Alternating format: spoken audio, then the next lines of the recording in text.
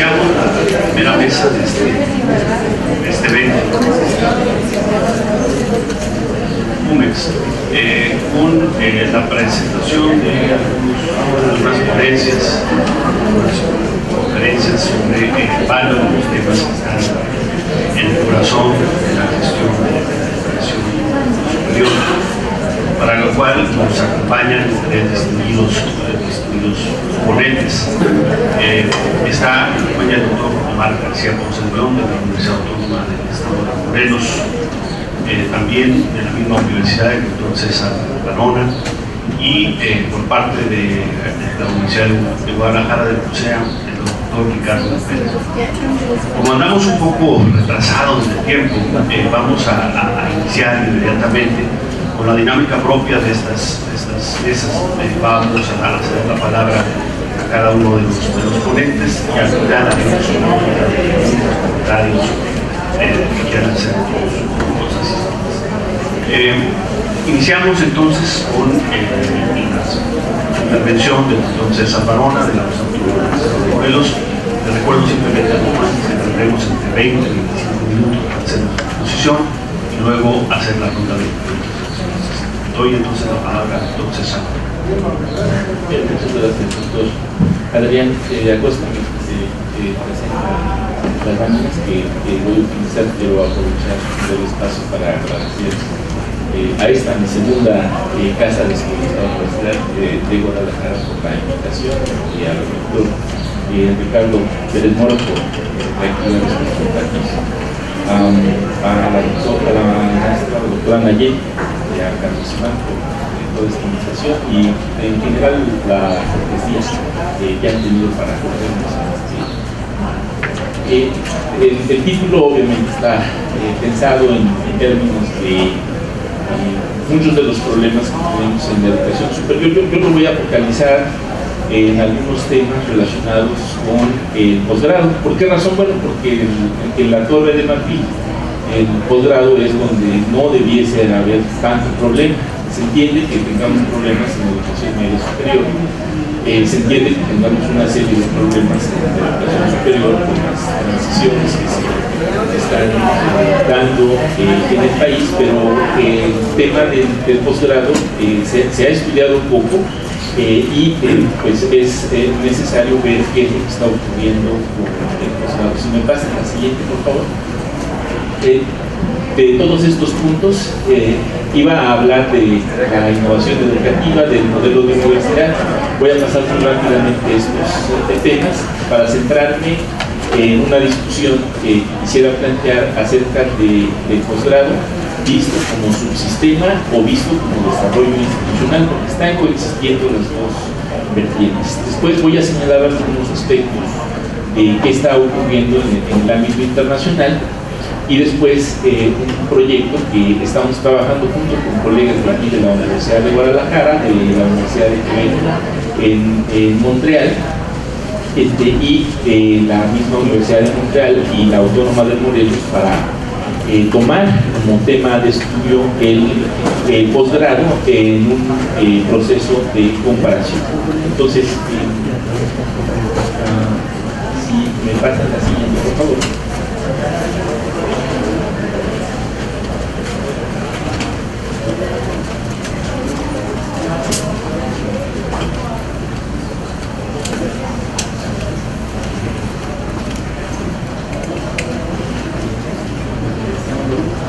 Hoy dice, no hay mucho problema. La siguiente, por favor.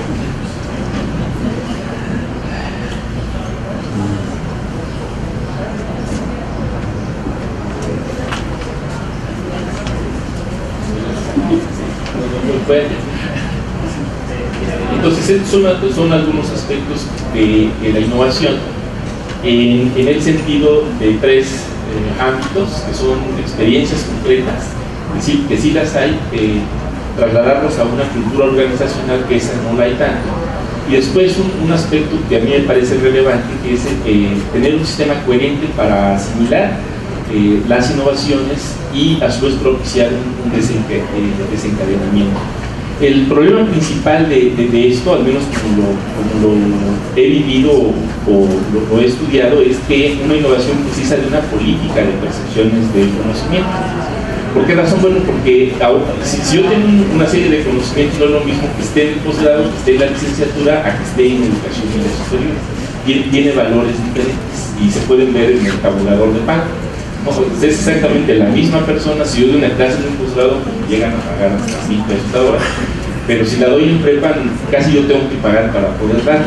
Entonces esto se llama una política de percepciones que está enlazada con el marco institucional y que repercute en el tema de la innovación. ¿Cuáles son las contradicciones? En términos de innovación educativa tenemos un atraso, pero no se debe a la falta de conocimiento, a la dimensión técnica, sino a dificultades que surgen en la cultura organizacional, porque a veces no hay tal cultura organizacional, y la ausencia de un marco coherente de política que desencadena el uso, y eso es a lo que me voy a referir en el tema del posgrado. Estas líneas que se trazan desde las autoridades educativas, de las mismas autoridades tanto federales, estatales, los organismos de posgrado, van haciendo suyas, pues le van dando un sentido, y esos sentidos pues marcan una serie de direcciones a las cuales o nos subimos como instituciones o como individuos o quedamos fuera.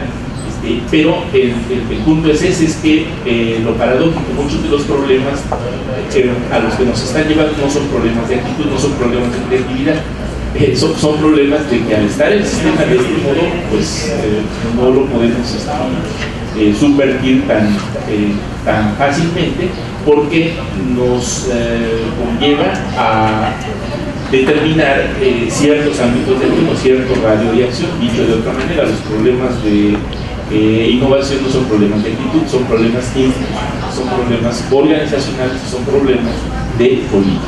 La siguiente, por favor. Esto me lo voy a pasar muy rápido porque ya lo comentó con cierta amplitud en la mañana el doctor Axel Didrikson, y me voy a centrar en algunos aspectos de cómo se encuentra el posgrado en México en este dilema de un subsistema de ciencia y tecnología o desarrollo institucional de la universidad, que para mi perspectiva son dos aspectos diferentes que no los hemos entendido como tal, no se han entendido como tal, y a veces se confunden. Es decir, no es lo mismo tener un sistema de centros de investigación como los centros han sido realizados para dar estudios de posgrado, pero desligados de la universidad, que un conjunto de universidades con posgrados que van a alimentar el desarrollo de la institución. En términos generales tenemos un sistema muy parecido al sistema francés, en donde la investigación se separa de manera estructural, por ejemplo en CNDs, o en las grandes escuelas, o en centros específicos de investigación que poco tienen que ver con la docencia, y las universidades en donde se desarrolla el posgrado, pero este está estrechamente articulado con el trabajo de licenciatura, y obviamente el posgrado tiene un impacto en el conjunto de la institución. Eso es a lo que yo llamo desarrollo institucional. ¿Cómo está de manera general el posgrado en cuanto a la matrícula? Preponderantemente es de maestría.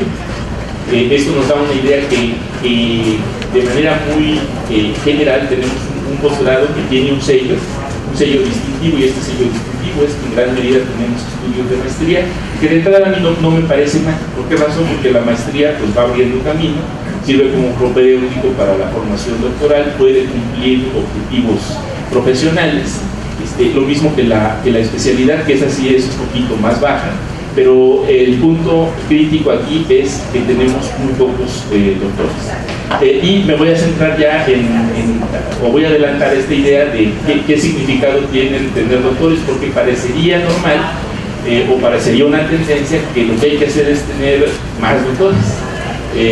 La producción actual de doctores en el país es de alrededor de 3.200 por año. La mitad de lo que produce España, que tiene alrededor de 6.000, la mitad de lo que produce Brasil también. Pero yo la pregunta que me estoy formulando es si estamos aprovechando esa formación de doctores. Y por los datos que vamos a revisar aquí, me da la impresión de que ahí es en donde estamos fallando, porque no se están generando los dispositivos para el aprovechamiento de esa formación de doctores, y eso nos puede llevar a un problema que ya vivió España en su momento, que ya no tenía capacidad para contratar a su fuerza laboral altamente calificada.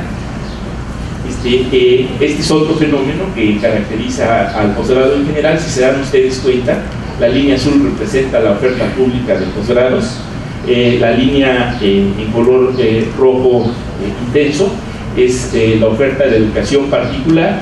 En la actualidad prácticamente se tocan, estuvieron separadas por mucho tiempo, hay una preponderancia de lo público, pero ha aumentado de manera muy rápida, incluso ya superando la matrícula del posgrado por vía de las particulares. El problema no es ese, lógicamente. El problema es que las instituciones particulares que están promoviendo la oferta y que están recibiendo la matrícula para atenderla, pues como ya se dijo, ¿no? Se está haciendo en áreas tradicionales y se está haciendo de una manera que es contradictoria, porque para obtener un registro de la Ley Oficial de Estudios de Doctorado en algún estado, en la Secretaría de Educación Pública, etcétera, pues prácticamente hay que meter una solicitud, y para entrar al PNPC, la verdad es que yo ya hasta olvidé el número de indicadores que se tienen que cumplir, pero hasta el pedigrí. Entonces, estas son dos políticas pues totalmente contradictorias, porque debería ser una sola política hacia el posgrado que se aplique a los particulares con sus respectivos niveles de desarrollo, y a las universidades, pero en un esquema de progreso, en un esquema en donde se escalone qué es lo que tienen que hacer una para alcanzar el siguiente nivel y promover aspectos de sinergia institucional que pues prácticamente no están. De manera muy general, esto nos da una idea de cuál es la matrícula. Estos son datos de 2010, no están muy actualizados, pero tampoco ha cambiado gran cosa. Al 2014 tenemos una matrícula de 229.296 estudiantes en instituciones particulares. Lo que se presenta del lado izquierdo es la matrícula de licenciatura, que son 2.9 millones, y la parte azul de los 229.296 estudiantes, que es lo del posgrado. Si se dan ustedes cuenta, eso corresponde a la matrícula de particulares, es la más grande. Ahora entremos rápidamente no al posgrado en general, sino al posgrado como se está regulando por el Programa Nacional de Posgrados de Calidad. Tenemos de los cerca de 2.500 programas que hay, 1.304, la tercera parte en números cerrados, pertenecen al Padrón Nacional de Posgrados de Calidad.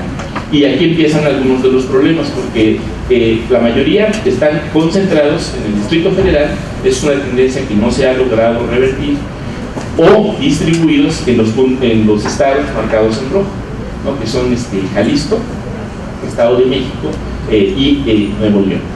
Y los que están en color carne, pues prácticamente no tienen posgrados. Para darles pues un ejemplo, en Guerrero, ¿no?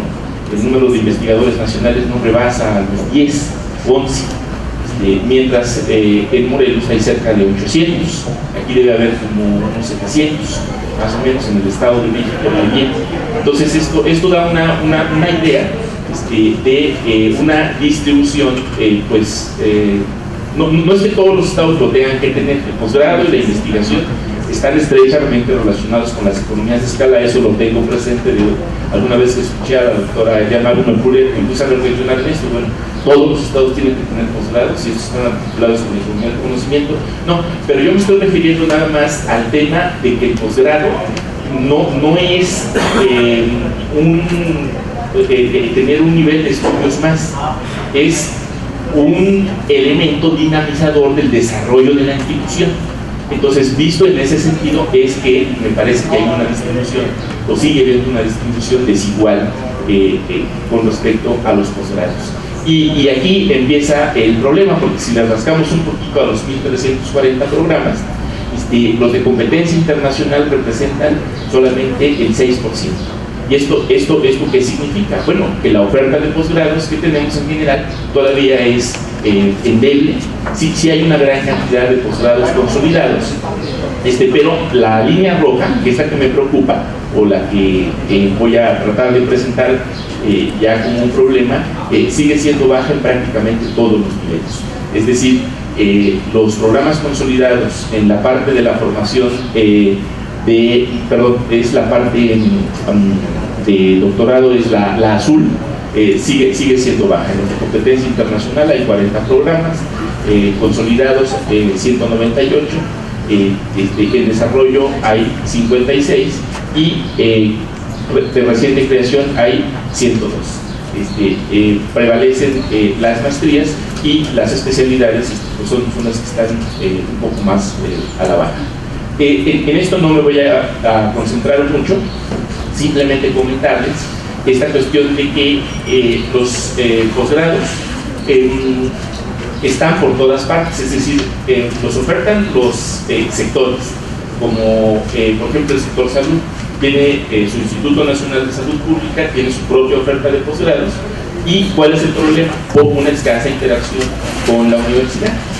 Lo mismo sucede con los centros del CONACYT. Incluso algunos de estos centros, los centros públicos de investigación, como se les empiezan a tener problemas de recepción de estudiantes, por lo que han optado es por empezar a abrir sus licenciaturas. Lo cual me parece una situación ya de distorsión, no porque no tengan derecho a abrir licenciaturas, pues si las particulares abren licenciaturas prácticamente en una casa, pues ¿por qué un centro público de investigación no debería abrir su licenciatura? El problema que quiero señalar aquí no es ese.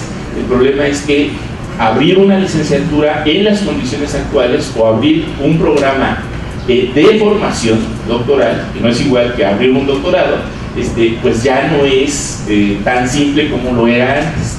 Ya no consiste solamente en enseñar la disciplina, ya no consiste en enseñar el oficio, ya llegan otro tipo de problemas. Los estudiantes que nos están llegando a los posgrados, pues no son los mismos de hace 20, 30 años, ¿no?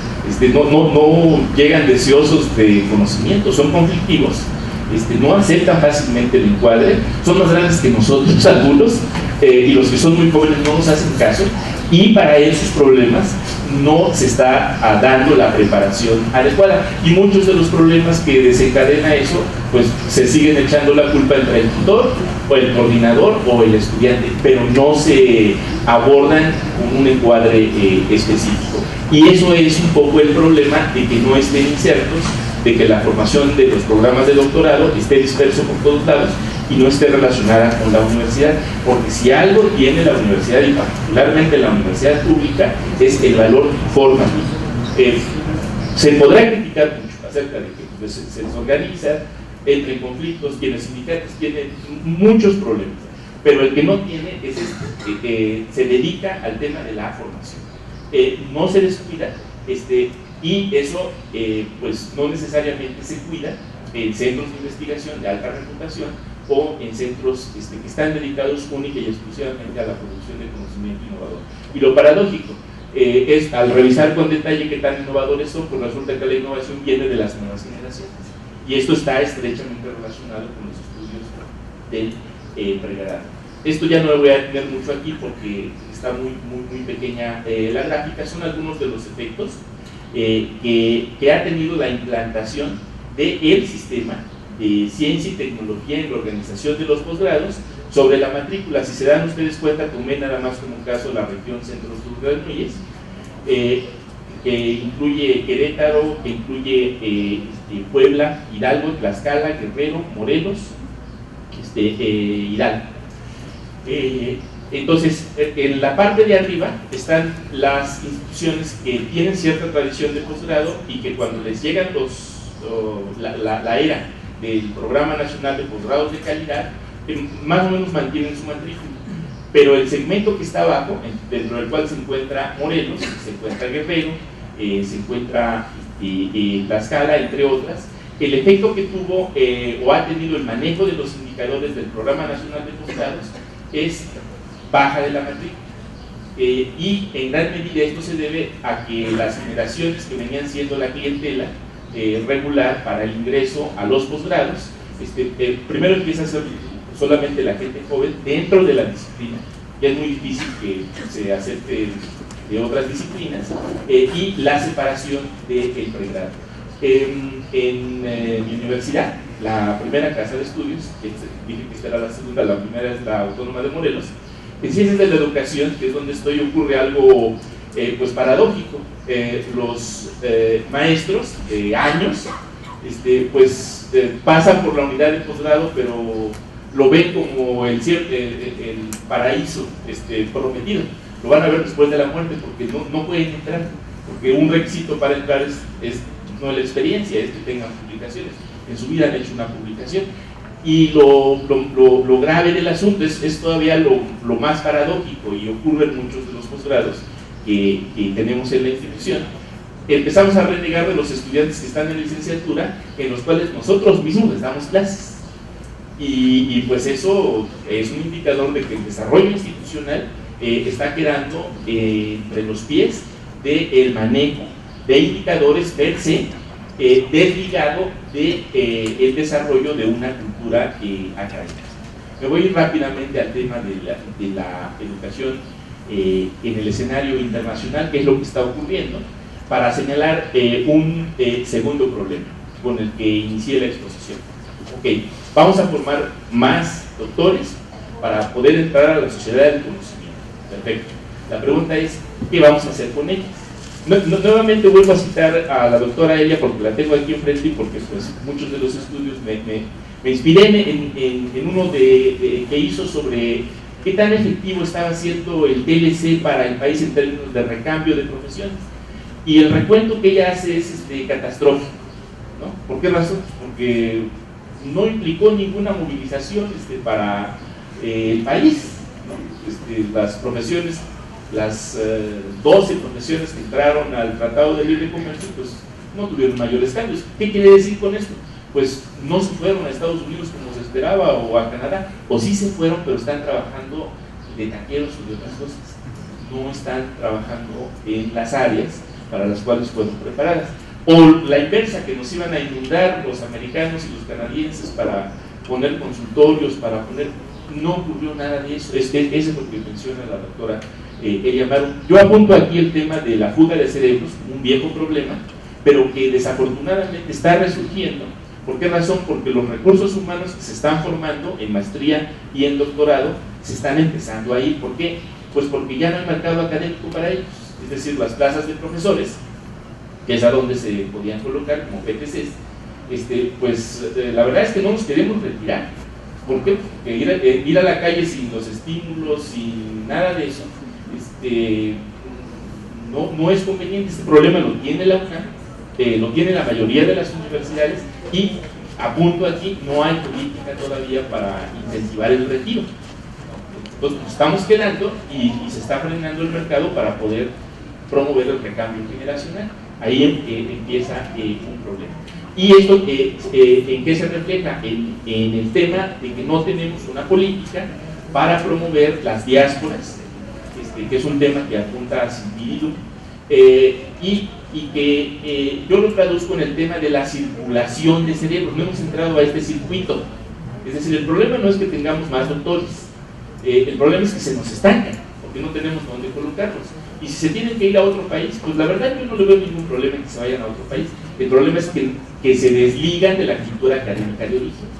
Y eso no es porque se quiera uno desligar. Yo he estado en el extranjero varias veces, tentado a quedarme, pero pues entra la nostalgia de regresar a Morelos, a Guadalajara, etcétera, etcétera. Pero el problema es aquí regresa uno. Si lo único que va a encontrar son 80% de trabajo administrativo, no estoy criticando la administración, Carlos, nada más es lo que uno vive, el llenado de 5 cédulas, 5 evaluaciones al año en promedio, pues termina uno porque no hay condiciones, no hay ilegal, ¿no? Realmente no hicieron otras cosas. El punto es que en términos de movilidad, la declaramos como escuchamos en la mañana, pero en realidad no se hace mucho, no estamos haciendo nada al respecto para promover un circuito o para promover la circulación internacional de los cerebros, que ahí está la apuesta, así lo están haciendo la mayoría de las universidades, y nosotros pues estamos a la saga en ese aspecto. La formación de posgrado, ¿no? ¿Cuánto representa en nuestro país? Es el 7%, estamos un poquito arriba de Brasil, que tiene 2.09%, abajo de España, que tiene el 14% de su matrícula. Ya no puse ahí a Francia para no asustarnos, porque Francia tiene el 50% de su matrícula en posgrado.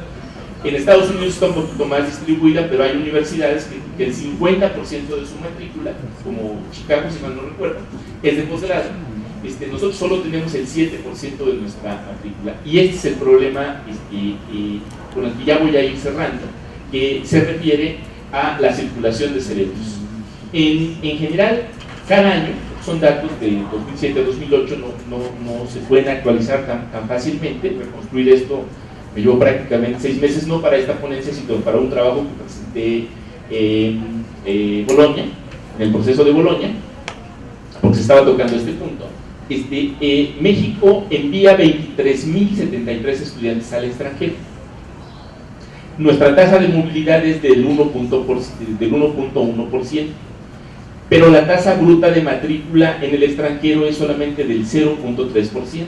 Los principales puntos a donde se dirigen los estudiantes son principalmente de posgrado, es Estados Unidos, España, Reino Unido, Francia y Canadá. Hasta ahí, esto está muy estudiado y no hay tanto problema. Lo fomenta el CONACYT, lo fomentan relaciones exteriores, lo fomentan los acuerdos internacionales, es decir, mandamos a los cerebros o a nuestros estudiantes al extranjero. Pero ¿cuántos estamos recibiendo? Nosotros, para poder ser un polo receptor que le entre a la circulación de conocimiento, estamos recibiendo en promedio anual 2.000 estudiantes solamente. Entonces, si sacamos la diferencia, tenemos un número negativo de 23.073. ¿Por qué razón? Porque deberíamos tener, si enviamos 23.000, pues otros 23.000 que vinieran a estudiar acá. No se está haciendo eso, y en términos de proporción, por cada 8 estudiantes que salen al extranjero a estudiar, solamente ingresa 1.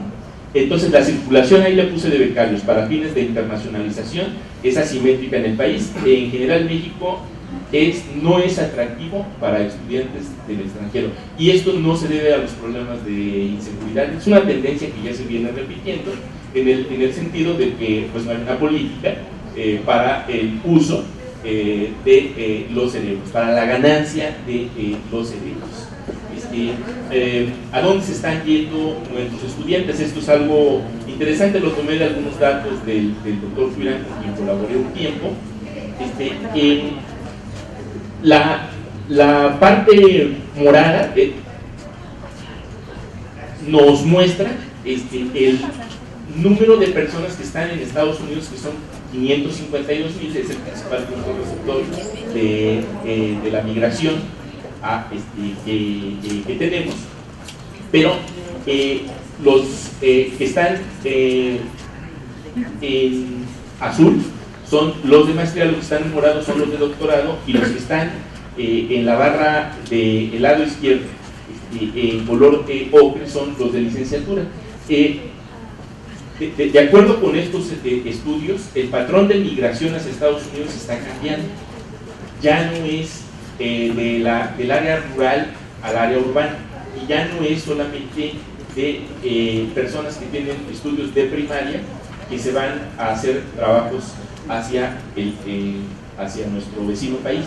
En gran medida ya el patrón de migración está siendo ahora de personas que están calificadas, que tienen una licenciatura o un técnico superior, tienen maestría o incluso estudios de doctorado.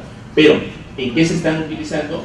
El punto es, no se están utilizando de manera debida, las condiciones para el retorno no existen, y esto representa un serio problema para la formación doctoral y para la investigación.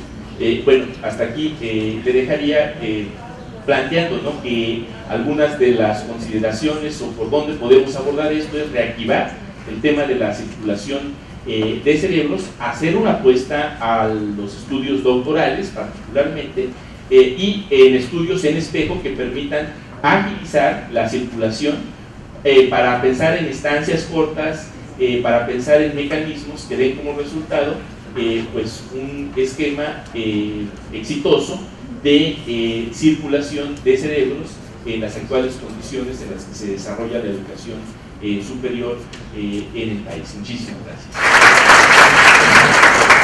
Gracias, César, por tu intervención. Paso la palabra entonces ahora a García, consejero para su organización.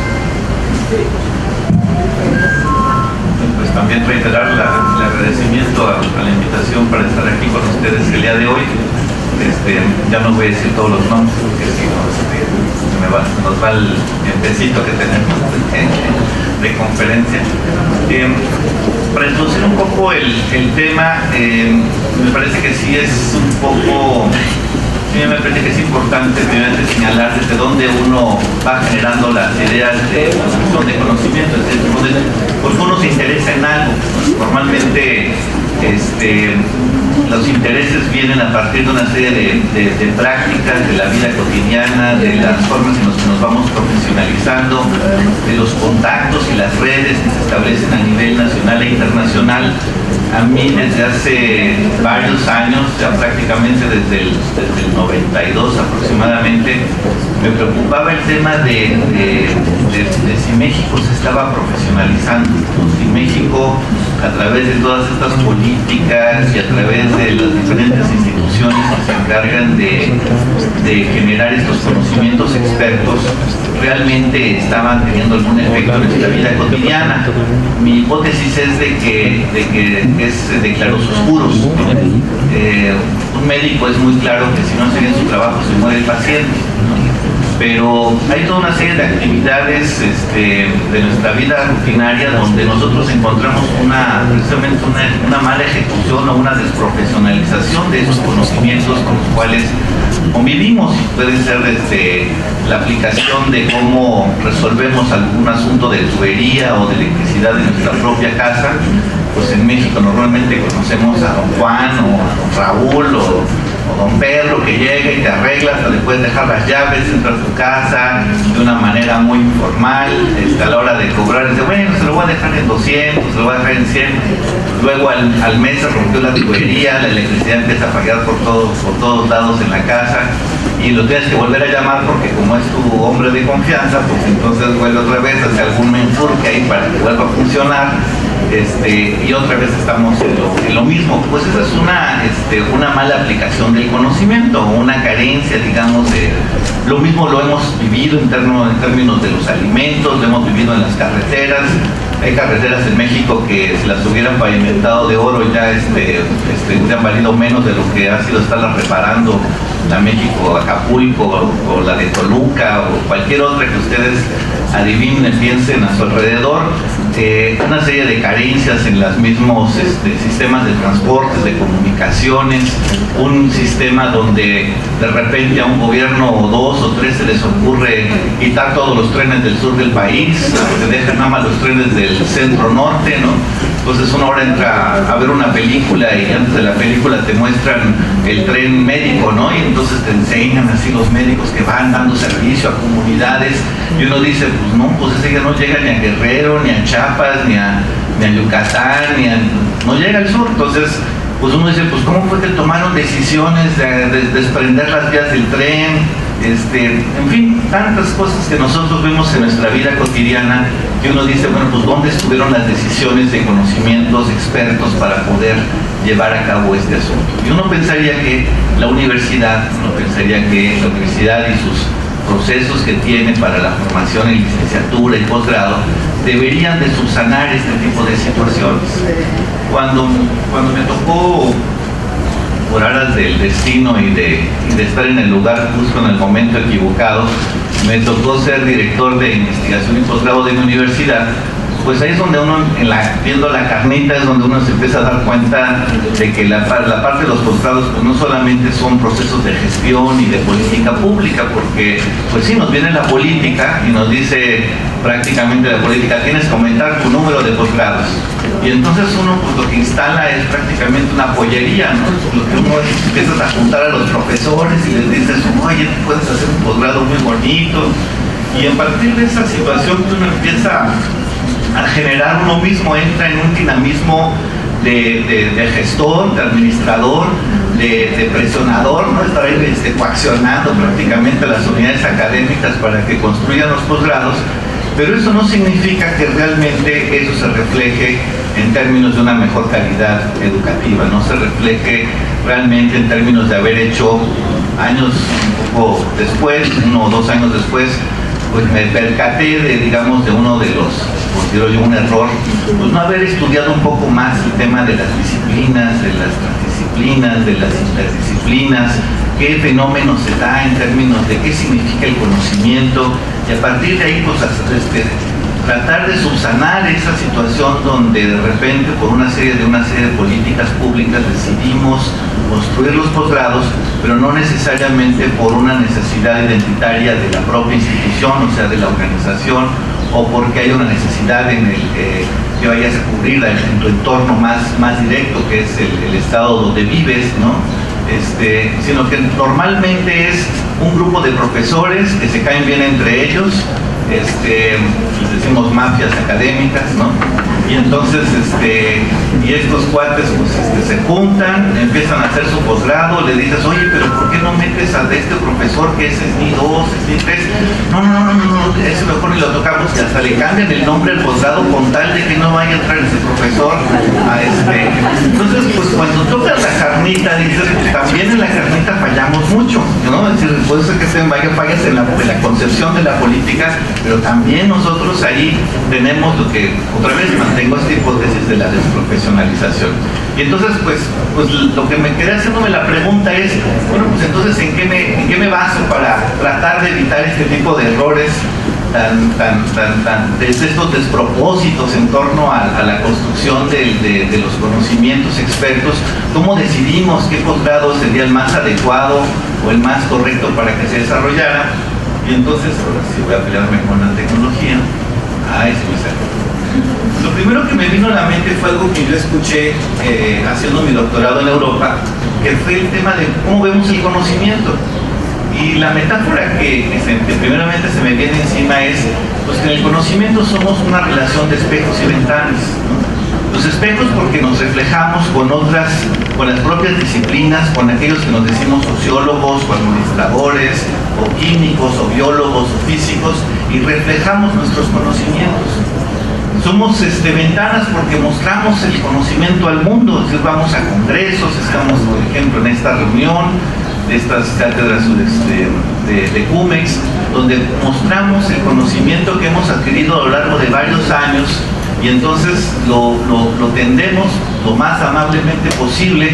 Algunos a veces lo hacemos demasiado abstracto, pero tratamos al menos de expandir este conocimiento y tratar de que este conocimiento pueda servir de algo pues, para hacer una buena tesis de maestría, una buena tesis de doctorado, hacer ideas para algún artículo científico, hacer un libro, y si además podemos impactar en esta carnita y en estas tomas de decisión, pues qué mejor que eso, ¿no? Ojalá que podamos llegar hasta ese punto.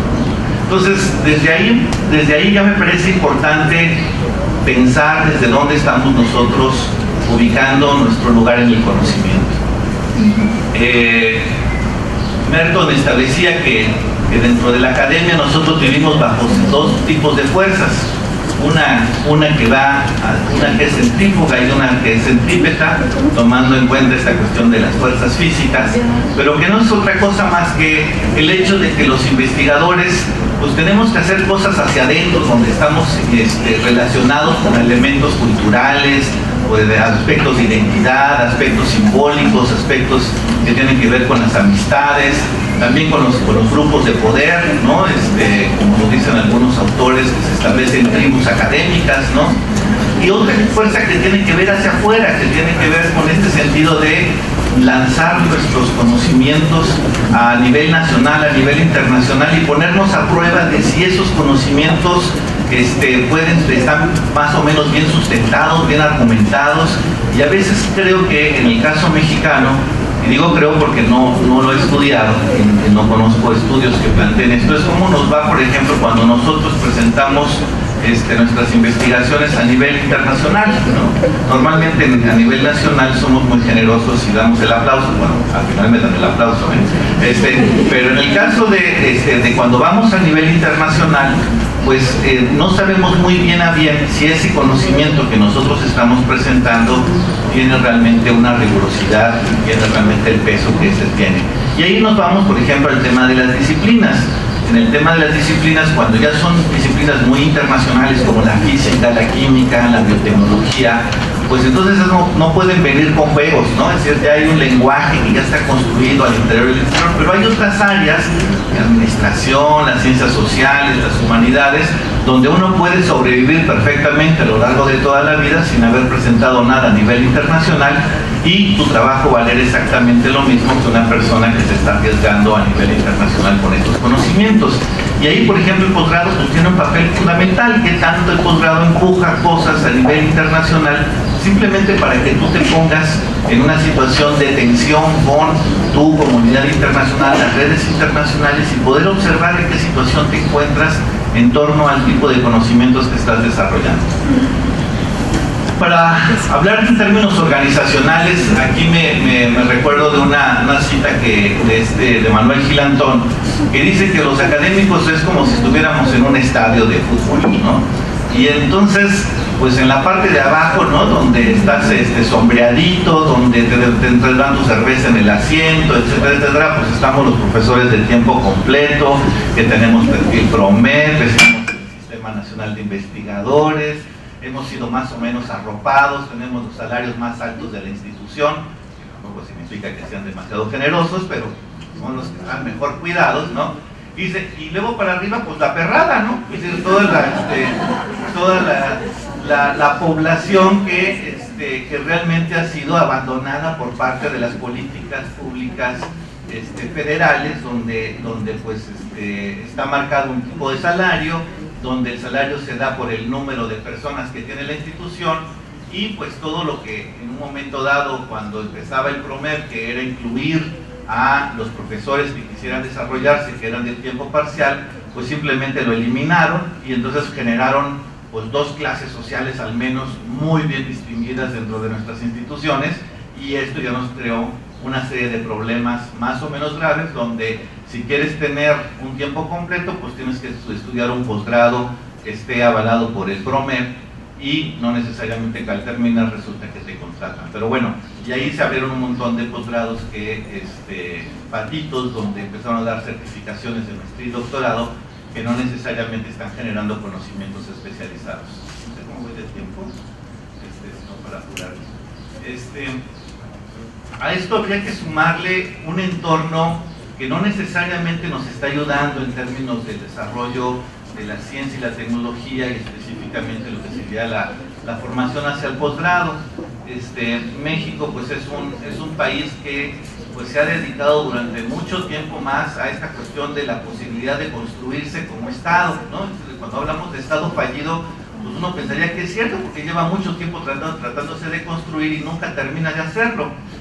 Llama mucho la atención, ¿no? Es decir, en el día cuando uno escucha las noticias hablan más de los diputados y de las leyes y de los senadores y de los diputados y demás cosas, después de ahí pasan directamente a los atropellados, a los que les cortaron la cabeza, en fin, todo lo que era la nota, ¿cómo se llama? La nota roja, ahora parece que ya forma parte de nuestras noticias cotidianas y realmente pues nos quedamos pensando que pues este país bajo esas condiciones pues no se sabe muy bien hacia dónde. Y los noticieros también se han convertido en dar noticias sobre a dónde va el presidente y dónde van los gobernantes. Entonces, todo está en torno al Estado y todo nuestro pensamiento fundamentalmente está pensado en términos del Estado. Entonces, pues eso hace que no podamos considerar realmente la importancia de lo que podría ser el desarrollo de la ciencia y la tecnología e incluso de la educación superior. Entonces, nada más para darles un detalle de cómo está el mapa de la producción científica en México, son datos hasta el 2011, no pude encontrar más actuales, pues nada más vean cómo está el Distrito Federal, díganme si no es un estado fallido, un estado donde tú tienes una cosa así como una barra muy largota, y la que le sigue pues no le llega ni a la mitad, y luego el rector Barnes hace unos meses presionaba a sus investigadores de que le echaran muchas ganas porque los iban a alcanzar los de los estados, y entonces yo dije bueno, pues pueden decir por eso, pero pues, ya imagínate la gran presión que sintieron los investigadores cuando vieron esta tabla, dijeron no, casi estamos, pero nos van a alcanzar mañana, ¿no? Bueno, para mí esta es una metáfora maravillosa de dónde está nuestro Estado mexicano, ¿no? Es decir, está clarísimo que nuestra producción de conocimiento habla, y lo que decía el doctor César Varona sobre la concentración del posgrado, pues obviamente se refleja también en estas mismas estadísticas. Por ahí ya están buscando Universidad de Guadalajara, yo supongo, no sé si se alcanzará a ver, está aquí, yo no alcanzo. Entonces, bueno, ahí si luego desean les paso las tablas, no tengo ningún problema en compartirlas con ustedes. Entonces, pero esto nos muestra la estructura en la cual, cuando uno dice voy a crear posgrados en mi universidad, pues a veces se nos olvida en dónde realmente están todas las canicas. Mientras tengamos estas concentraciones de educación superior, de producción de conocimiento, pues difícilmente, y además otra cosa muy importante, cuando uno va a una universidad como la UNAM, yo estoy ahora haciendo mi periodo sabático ahí en la UNAM, pues te das cuenta que también ha habido una madurez, ya llevan más de medio siglo, que han logrado consolidar grupos académicos. Esto es muy difícil de alcanzar para muchas universidades estatales, no digo que la de Guadalajara, pero la de Morelos, por ejemplo, que en el estado de Morelos tenemos nuestro primer artículo científico en el 76, y no fue de la universidad estatal, sino fue de algún loco que vivía ahí en el estado y que a lo mejor se trasladaba a la Ciudad de México, y de ahí sale el primer artículo científico de parte de nosotros. Entonces, tampoco los grupos de investigación ni la formación se hacen de manera espontánea. Entonces, la política, cuando presiona excesivamente a las instituciones sobre la construcción de los posgrados, sobre el número de investigadores que debes de tener, sobre esta fábrica que hemos producido de que si en 2 años deben tener estudiantes con maestría y en 4 años en doctorado, pues no nos está hablando precisamente de algo que pueda realmente estar relacionado con una madurez de una organización y de una colocación más o menos libre de la construcción de esta cultura académica. Cuando me tocó hacer entrevistas en los centros de investigación de la UNAM, encontraba yo que todos eran libres de asociarse con quien quisieran, ¿no? Nosotros en las universidades estatales tenemos que construir un cuerpo académico, y si no construyes ese cuerpo académico, pues estás como fuera de la vida académica, por no decir de la vida, porque pues a ver quién te contrata o te recontrata. Entonces, ahí también tenemos un problema, la forma en la que se construyen estas políticas y las consecuencias perversas que puede crear en el comportamiento de las personas. Aquí está la producción científica por disciplina, ¿no? Entonces también esto nos da más o menos una idea de qué es lo que está pasando con el fenómeno, ¿no? Cuando uno dice que tiene que tener, a nivel internacional deberíamos de tener un desarrollo muy fuerte en el ámbito de las ingenierías, pues no es precisamente lo más importante que se está dando. Entonces, bueno, aquí tienen otra manera de ver cómo se están distribuyendo las cuestiones del conocimiento a nivel nacional. Todo esto obviamente está relacionado con el posgrado. Esto es el resultado de la política de posgrado de nuestro país a través de estas prácticas que se llevan a cabo. Por otro lado, nos encontramos con los profesores investigadores. Las universidades estatales tenemos una forma de convertirnos en profesores investigadores, y la UNAM tiene otra forma distinta, paralela, de construir un profesor investigador.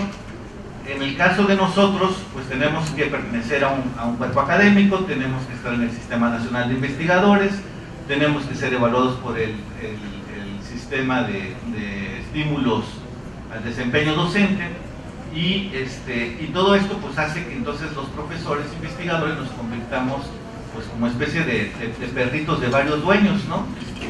Porque resulta que tienes que estar dándoles respuestas a diferentes organismos, ¿no? Incluso no están, por ejemplo, a nivel gobierno federal, pues una cosa es lo que entregamos al PROMED y otra cosa es lo que entregamos al SNI, o si queremos meter un proyecto de investigación pasa exactamente lo mismo. Entonces, como decía el doctor César Barona, pues nos pasamos todo el año siendo evaluados y llenando sistemas, que muchas veces cometemos el error de dejárselo a algún estudiante de posgrado y luego nos espantamos de que nos bajan de nivel, pero pues es que ya no da tiempo, la verdad.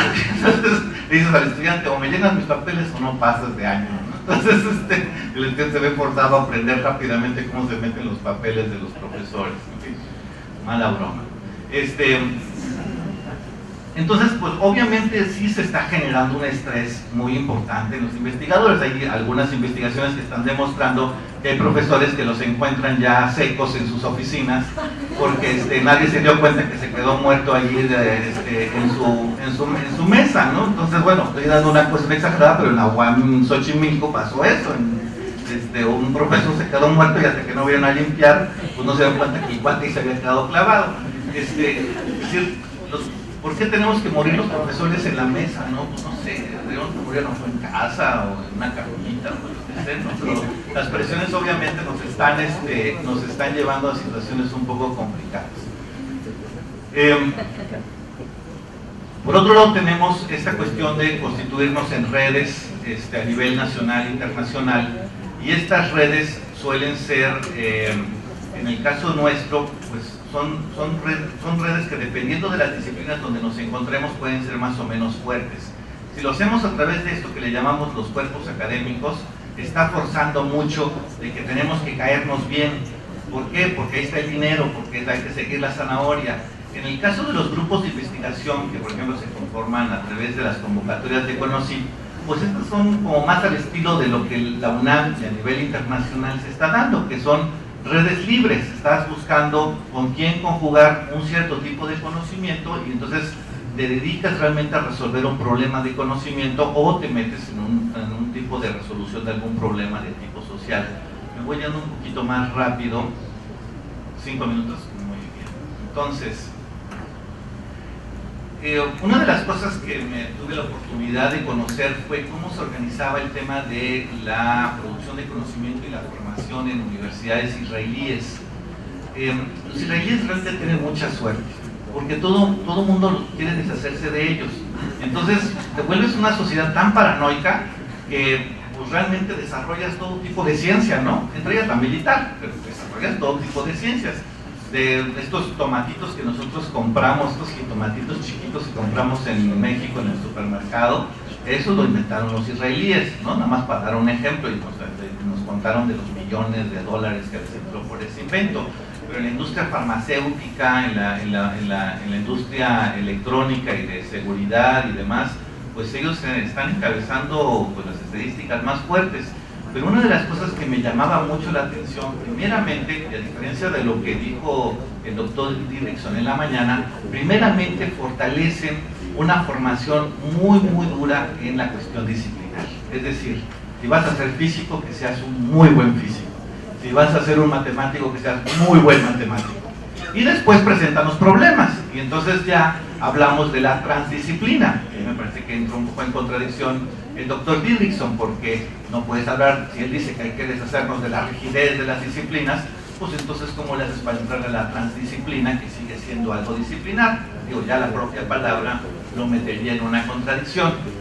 No es un asunto, al menos lo que yo he estado estudiando, no es un asunto de la rigidez de las disciplinas, sino cómo nos ponemos frente al conocimiento, cómo ese conocimiento, dependiendo de lo que vayas a generar, ya sea un conocimiento de frontera o la resolución de un problema social, nos lleva a diferentes estrategias sobre cómo entrarle. Entonces, a mí sí me llama mucho la atención de que, por ejemplo, cuando nos presentaron un proyecto sobre cómo atender personas que habían tenido accidentes de tipo cerebrales, pues conjuntaban, por ejemplo, a unos músicos, porque vieron que a través de la música se activaban ciertas partes del cerebro que normalmente no se utilizan, y entonces la persona podía, a través de ese estímulo de la música, empezar a orientar el movimiento físico de su cuerpo, por ejemplo, en piernas y en brazos. Y entonces, a partir de un médico neurólogo que invita a estos músicos, ¿no? Que formados también en la Universidad Israelí, junto con otros investigadores de otras áreas, empiezan a hacer este tipo, y bueno, se piensa que este investigador, ahí tengo la grabación para que la quiera, demuestra que este tipo de estudios pues está a punto de esta persona de ganarse el premio Nobel en medicina, ¿no? Entonces, visitando por ejemplo el Instituto Weizmann, también ahí mismo en Israel, una de las cosas que nos encontramos cuando pregunté cómo seleccionaban a los investigadores que iban a ser contratados, pues no era si tenían perfil PROMEP o si estaban en el Sistema Nacional de Investigadores, sino que los contratan por ser creativos. Yo les pregunté, ¿y cómo haces eso? Pues no es precisamente por el currículum que traigas encima, que sí cuentan, ¿no? Pero fundamentalmente, más que el impacto de sus conocimientos, es si el conocimiento que está generando tiene una serie de elementos relacionados con la creatividad, para que entonces estos conocimientos que van generando este grupo de investigadores se sigan reproduciendo en términos de esta creatividad en la cual se encuentran ellos metidos. Entonces es una cultura de la creatividad, y pues eso a mí sí me llamó la atención. Dije, bueno, entonces la educación finalmente ¿para qué es? ¿Para qué queremos nosotros formarnos? Y bueno, pues son unos textos que he leído de norteamericanos. Pues yo regreso a la idea de que pues, la universidad nos tiene que formar para la vida, no necesariamente para que de la física yo sea físico. Y eso fue una cosa muy interesante que me pasó con la Universidad de Oxford. Me encontré que un investigador de física que se dedicaba a gestiones de transferencias de conocimiento, le pregunté yo que por qué se dedicaba a gestión de transferencias de conocimiento cuando él se había formado como físico. Y dice, porque yo nunca pensé que iba a ser investigador. Le digo, oye, pero llegaste hasta doctorado en física. Me dice, sí, no, yo nunca tuve la intención de ser un investigador y publicar en revistas de impacto y cosas de este tipo. Le digo, entonces, ¿para qué hiciste eso?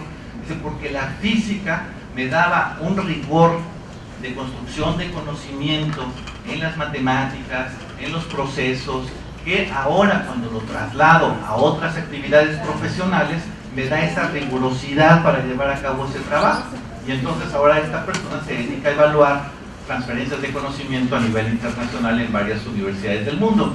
Entonces, bueno, me parece que ese detalle de para qué nos formamos y qué tipo de identidad queremos en nuestras universidades me parece muy importante. Yo no sé si ustedes conozcan la identidad científica o de cultura académica que debe tener la Universidad de Guadalajara. Lo que sí yo puedo decir es que la Universidad de Morelos, si lo preguntamos, no van a saber qué contestar. Van a contestarnos que su cultura es PROMEP, que es el SNI, que es perfil deseable, pero no, difícilmente me van a decir que se están formando para resolver un problema en el estado de Morelos, ¿no? Entonces, pues queda muy claro que la transferencia de conocimiento en un país como Israel, pues es fundamental, ¿no? Donde pues estos investigadores se dedican exclusivamente a esta cuestión de la transferencia de conocimiento, y es uno, digamos, de las identidades importantes de la universidad israelí, de casi todas las universidades israelíes, ¿no?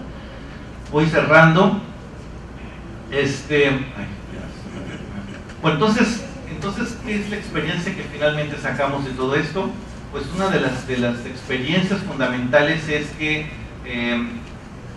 generar ideas, y estas ideas ponerlas en contacto con cuestiones de la política y cuestiones de la organización, pues son dimensiones que nosotros tenemos que aprender, y las podemos aprender si queremos conocer e investigar por parte de aquellos que nos dedicamos a cuestiones de gestión y administración de la educación superior, pues involucrarnos en conocer esas culturas primeramente disciplinarias, ¿no? Conocer qué es lo que las personas están buscando en términos de sus desarrollos, cómo es que llegaron a conjuntarse. Muchas de las universidades estatales contrataron a lo loco un montón de investigadores, pero no necesariamente eso construye una cultura académica hacia el interior de la universidad. Entonces, pues habría que juntar a estas personas, ver cómo se puede rediseñar estas formas de producción de conocimiento, y también rediseñar estas formas de organización en la manera en la cual nosotros vamos creando los profesionales del futuro. Muchas gracias.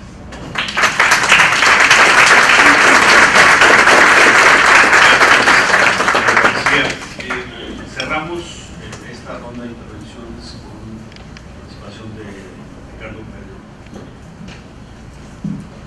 Muchas gracias. Buenos días.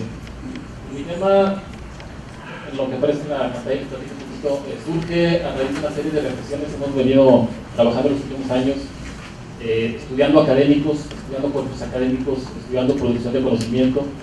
Y en la literatura, reiteradamente, encontramos conceptos tales como la simulación, los efectos perversos que surgen a raíz de las intenciones iniciales de una política.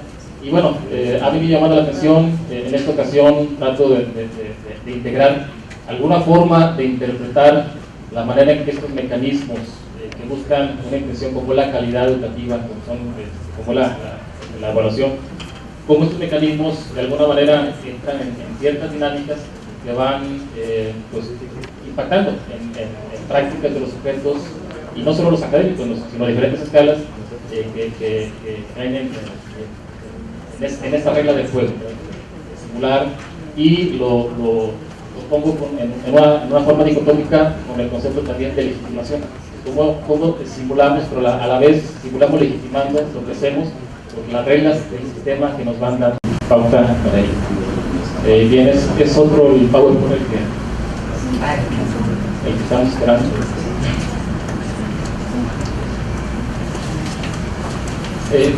Voy a iniciar con los comentarios ahorita que aparezca el PowerPoint.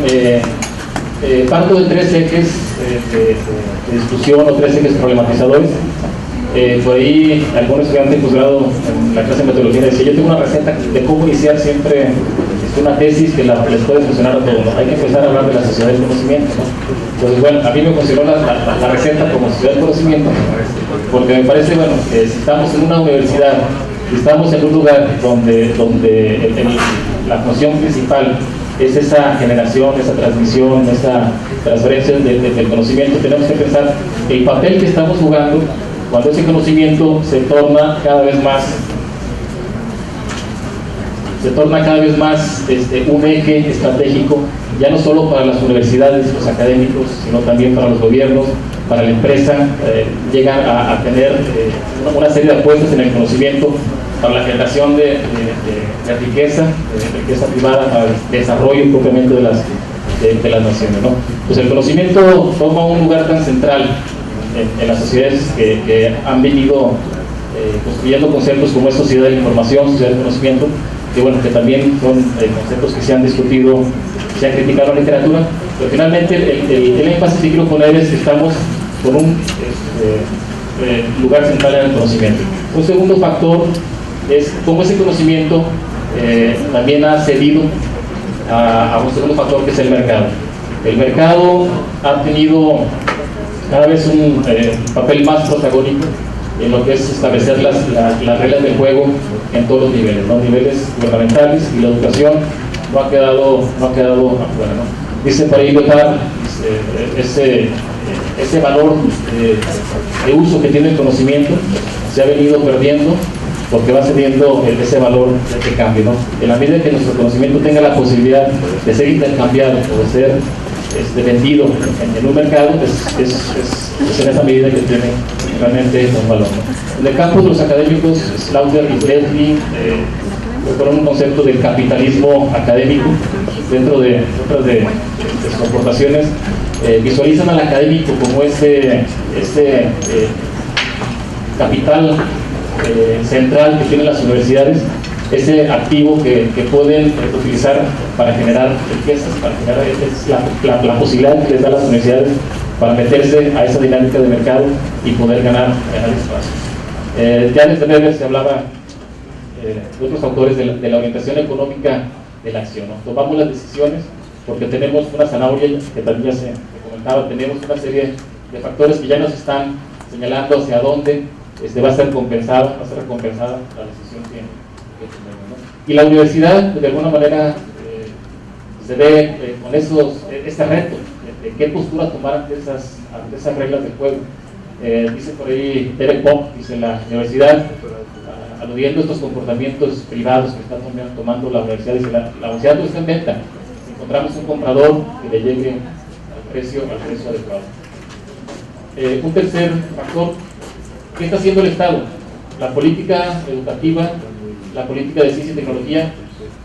Si visualizamos los cambios en los últimos 30 años, es clara la manera en que ha tomado este concepto de evaluación como uno de sus ejes centrales, ¿no? La evaluación como una apuesta para garantizar o buscar la calidad de ciencia y tecnología, la calidad de la producción de conocimiento, la calidad de las carreras del programa, ¿no?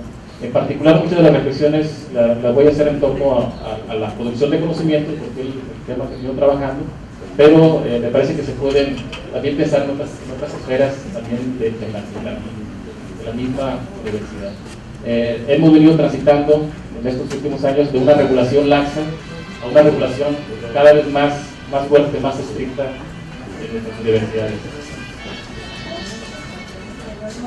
Algunos de los programas y políticas que han sido objeto de estudio en los últimos años empírico es aquellos que regulan la actividad de los investigadores, desde el Sistema Nacional de Investigadores, el programa de estímulos, los programas de PROMED, y bueno, no me voy a detener mucho en esto, pero se visualizan algunas cosas particulares en México, como es ese énfasis en el trabajo colectivo, los cuerpos académicos que ya se mencionaron. Se visualizan algunos programas dirigidos con un énfasis en la investigación, a la docencia, a la integración de un abanico multiroles, pero en ese sentido, bueno, son los programas que se han metido en esta lógica de evaluación, y en base a los cuales, bueno, se van a realizar algunas de las reflexiones. Una pregunta. Hay una premisa, dice Goffman: la regulación, los agentes no cuentan con la suficiente capacidad y conocimiento para regularse a sí mismos. En el momento que no se cuenta con esa capacidad, es necesaria la regulación. Entonces, la pregunta que queda en la mesa: cuando hablamos de producción de conocimiento, de los agentes que producen el conocimiento, los investigadores, las universidades, ¿hasta qué punto sigue siendo necesario pensar que tienen que ser regulados por agentes externos? Me parece que el Estado tiene una función regulatoria, pero esas fronteras entre cuál es el límite en la intervención que puede tener el Estado en la toma de decisiones, en delimitar cómo deben ser las prácticas de la producción y generación de conocimiento en las universidades, es una cuestión que debe problematizarse y seguirse discutiendo. Voy a tocar 8 puntos de lo que me llamo el círculo de la simulación y la estimación en estas prácticas de producción de conocimiento en las universidades. En la literatura ya encontramos bastante sobre uno de los actores, que es el académico, el evaluado. Aparentemente, bueno, se ve en la necesidad, ante las presiones de la política, pues de establecer estrategias para sobrevivir y de alguna manera adaptarse a los nuevos requerimientos, ¿no? Mi hipótesis, que he venido discutiendo en estas últimas semanas, es, bueno, ya no solamente el evaluado, ya no solamente el académico el que está entrando en esta dinámica, en este círculo, sino son una serie de actores que mutuamente se autolegitiman o se legitiman a unos a otros en la función que están cumpliendo en la lógica de la producción del conocimiento. Iniciamos con uno de los más complejos, que es el de la ciencia. La ciencia, si nos vamos a los epistemólogos, a los sociólogos y filósofos de la ciencia, pues desde el mismo positivismo, desde el interior del positivismo, se empezó a reconocer esa imposibilidad de la verdad plena, ¿no? Esa imposibilidad de la objetividad plena, ¿no? Hay un reconocimiento de que lo que se genera, el saber que genera la ciencia, el saber científico, es un saber provisional, es un saber histórico, en riesgo bueno, no en riesgo, sino susceptible, vulnerable a que en un futuro ese saber se pueda falsear, se pueda generar nuevos conocimientos. No nos vamos a detener tampoco en ver corrientes epistemológicas, pero sí quisiera manejar a grandes rasgos cómo se ha venido transitando de esa pérdida de la objetividad. Algunas corrientes constructivistas, relativistas, que dicen que el conocimiento, bueno, depende de quién lo argumenta, depende no es el mismo conocimiento, dicen los constructivistas, ¿no? Que ve el obrero, que ve el patrón, ¿no? No es el mismo conocimiento, no es la misma realidad la que ve el que va a la América que el que va a las Chivas en una jugada de fútbol, ¿no? Estamos construyendo nuestras realidades de una manera relativa, que depende de los factores, la situación en la que vivimos, la experiencia que traemos, nuestra historia, y pues se ha ido alejando de esa verdad objetiva, ¿no? Y un tercer nivel que también quiero manejar es el conocimiento como una autolegitimación de las comunidades científicas. Desde PUM, desde la Sociedad de la Ciencia, se ha venido argumentando la manera en que realmente lo que se considera conocimiento es lo que los pares evaluadores consideran que es correcto. Somos juez y parte en las comunidades científicas para avalar lo que son las verdades científicas. El texto de Kuhn es un detonador de esta lógica, pero es un discurso que se ha venido también retomando por otros autores. Como el conocimiento, más que un problema epistemológico de verdad, llega a convertir también en un problema incluso político, de legitimación, de aceptación y de reconocimiento de los mismos pares de lo que es, lo que no es ciencia. Me pregunto, ¿esto es malo? Posiblemente haya cosas más malas, sea la legitimación al interior del campo científico. ¿Cuál es el riesgo? Bueno, antes de esto, también las ciencias sociales en particular han venido desde su nacimiento luchando por una legitimación del campo, ¿no? Frente a las ciencias naturales, buscando los paradigmas metodológicos para decir, nosotros también hacemos ciencia, ¿no? Las ciencias sociales también se han venido luchando por legitimar su postura frente a las necesidades y demandas sociales. O sea, realmente, ¿para qué sirve el conocimiento que se realiza en las ciencias sociales? También ha sido una demanda muy fuerte de, bueno, que se queden las tesis, que se queden las publicaciones, o que tenga aplicabilidad práctica. Creo que ahí hay una etapa de rezago que es más evidente en las ciencias sociales que en otras ciencias, ¿no? Entonces, aquí el concepto de legitimidad es el que quiero resaltar. ¿Cuál es el riesgo? Que esa legitimación, esos mecanismos de legitimación vayan transitando de lo que es una legitimación al interior del campo científico a una legitimación donde intervienen agentes externos, que de alguna manera es lo que se ha venido dando con la política de la evaluación, con la política de la intervención del sector gobierno en el diseño de los lineamientos, los indicadores hacia dónde vamos, ¿no? Por ahí Pierre Bourdieu hacía algunas reflexiones en torno a la autonomía del campo científico versus esa heteronomía, donde son diversos factores los que intervienen en definir lo que es la dinámica propia del campo científico. Entonces, ese es el riesgo de los mecanismos de evaluación, y sobre todo si pensamos en quienes intervienen en la definición de esos campos externos. Hay poderes, como es el poder del Estado, pero también hay poderes como es el poder económico, la fuerza del dinero que tiene los recursos, que también puede definir hacia dónde queremos que vaya ese conocimiento. Un segundo eje, la evaluación concebida como otra forma de saber. Si bien la ciencia es una forma de saber que no es la única, hay saberes, también se habla en la mañana, saberes populares de la vida cotidiana, saberes pragmáticos. La ciencia es una forma de saber, la evaluación es otra forma también de generar saberes que podemos decir, bueno, construyen una realidad, revelan una realidad de acuerdo al paradigma en el que nosotros vamos a pensar qué tipo de saberes son los que nos está generando la evaluación. Quiero poner énfasis aquí en la importancia que está teniendo la evaluación en esa relación de saber-poder que hablábamos en un inicio. Se habla, bueno, de que el conocimiento ahorita es poder, que el saber es poder, que la medida que más conocimiento tengamos, más posibilidad tenemos de desarrollar la nación, de crecer empresa económicamente, de crecer como académicos o de fortalecer las universidades. ¿Qué lugar está tomando la evaluación en ese saber-poder? Si visualizamos la evaluación como una de las herramientas que están tomando, que están siendo utilizadas para tomar decisiones como dónde se ponen los recursos, se toman decisiones como quién ingresa, quién es excluido del ingreso a una primaria, secundaria, a una escuela, se toman decisiones en base a la evaluación como para definir tú tienes un trabajo, tú eres el título.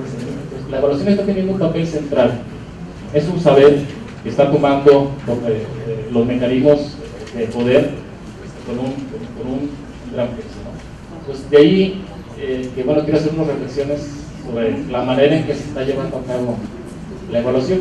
Vemos que tiene un papel central, que es un saber que tiene muchísimo peso. ¿Cuáles son algunas cuestiones que podemos poner a discusión de lo que está haciendo la evaluación de los procesos de generación de conocimiento? En primer lugar, está un desplazamiento que la evaluación hace es de visualizar los procesos a visualizar los resultados. dejamos de pensar lo que hacía la administración científica, los mecanismos tradicionales de control, de estar visualizando qué está haciendo el modelo, de estar visualizando qué está haciendo la persona que está siendo evaluada o controlada. Y bueno, actualmente hay un desplazamiento hacia el resultado. Entendamos por resultado el papelito, la evidencia que de alguna manera acredita que se realizó una actividad, la evidencia que acredita que se cumplió con tal dirección de tesis, poner algunos ejemplos. Y otro desplazamiento que se da, bueno, mucho tiene que ver con el primero, es el desplazamiento de los fines por los medios. El fin es la calidad. ¿Por qué terminamos poniendo el énfasis? Ya no tanto empezar realmente cómo fue el proceso de generación de conocimiento de la calidad educativa, por poner este ejemplo, sino cuál es la evidencia final del producto de evaluación de que se llevó a cabo. El medio, que es la evaluación, se convierte en el fin. Marx hablaba de un concepto del fetichismo de la mercancía, o sea, se va desligando al sujeto, al ser humano, por poner énfasis en realmente lo material, lo que es la mercancía. Si lo traemos esta reflexión al tema del conocimiento, me pregunto hasta dónde tenemos un nuevo tipo de fetichismo, pero ya no es propiamente el producto material, ¿no?, sino la evidencia, el indicador de que se llevó a cabo nuestra mercancía, que si lo tomamos como el conocimiento como tal, ya deja de ser el énfasis del conocimiento, sino el papelito o el indicador que está haciendo pues evidente que se cumplió con él. Bueno, primer factor la ciencia, segundo la evaluación, y luego los actores. Un actor que comentamos, ya se ha hablado mucho sobre él, es el propio académico, el propio evaluado. Un evaluado que tiene que legitimar su trabajo, su función, en medida pues que tiene un prestigio, ¿no? ¿Qué visualizamos aquí? Un desplazamiento también de lo que ha sido históricamente un investigador importante, ¿no? Un investigador de alguna manera crecía por su prestigio académico, por lo que su publicación decía, por la gente que lo lee, por la manera en que va creando un nombre ante la comunidad científica. Actualmente me parece que está teniendo un peso muy fuerte esos poderes simbólicos que nos dan el papelito de ser o no SNI, el papelito de ser o no comer, el papelito de tener o no cierto nivel de títulos y cierto nombramiento. Pues cómo se han ido desplazando los prestigios académicos, la propia capacidad técnica de los investigadores, y se ha ido dando fuerza a un poder simbólico en la medida que tenemos credenciales que nos posicionan o no en un campo académico. Se va, como comentábamos, desplazando el fin, que es la producción científica, por cumplir con los indicadores para poder ser el fin, para poder ser comer, para poder estar dentro de esos mecanismos que me van a dar ese poder simbólico que requiere. Bueno, y esto se da en un estado de tensiones. En las entrevistas surgió mucho cómo el académico puede tener muchos intereses intrínsecos por hacer alguna cuestión que le gusta, pero una presión muy fuerte de cumplir, porque me va a tocar ser evaluado este año en el ENI en comer, y ir cumpliendo con la cantidad, la calidad y las características de los mecanismos de evaluación nos han venido ¿Qué están haciendo los académicos? Los académicos van construyendo estrategias, estas partes también de los resultados empíricos, estructuras, lo que pudiera ser un grupo de investigación, de formación de cuadros, de tener tesistas de posgrado y doctorado, pues a veces se van convirtiendo más en unas estructuras de poder, donde yo, para mantener mis indicadores, lo debo tener subordinados, a veces hasta de términos laborales. Las personas que dependen de mí, mis estudiantes, para poder sobrevivir a la cantidad de productos que tengo que evidenciar para seguir siendo el nivel que estoy en el la cantidad sobre la calidad, las publicaciones, también de eso sí se ha escrito bastante, los replitos, más papers, con menos impacto. En lugar de hacer una sola investigación fuerte, estoy fragmentando mis productos para meter varias veces a diferentes revistas cuestiones parciales en lugar de hacer un producto mucho más impactante, ¿no? El capital social, la manera en que se van construyendo redes de reciprocidad. Estamos en una lucha contra los indicadores y bueno, ¿quiénes son mis principales aliados? ¿Cómo puedo yo sobrevivir en esa lucha, ¿no? Se da mucho también el artículo, algún autor así lo mencionó, a veces son cuestiones de negociación. Entonces, ¿sabes qué? Pues me conviene anotarte, te noto, luego tú me notas, y los vamos creciendo y vamos jugando a mantenernos en los indicadores. Pero ni siquiera criterios de negociación son, a veces son, sabes que pues es mi jefe, te voy a anotar, de alguna manera, pues me representa cierta expectativa, por lo menos de quedar bien para ir jugando en la regla del juego. Surgen nuevos entes también, como son las comisiones dictaminadoras, pertenecer a los juzgados.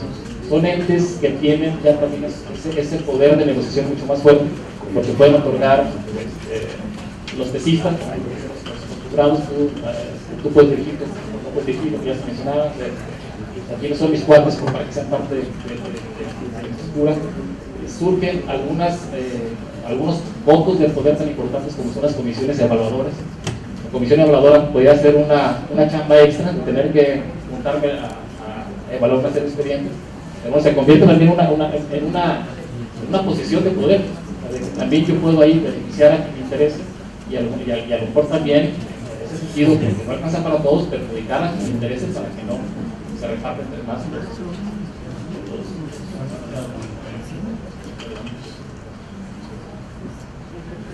Bien, y bueno, todo eso se da también en un fenómeno de legitimación. El académico pues tiene que rendir cuentas.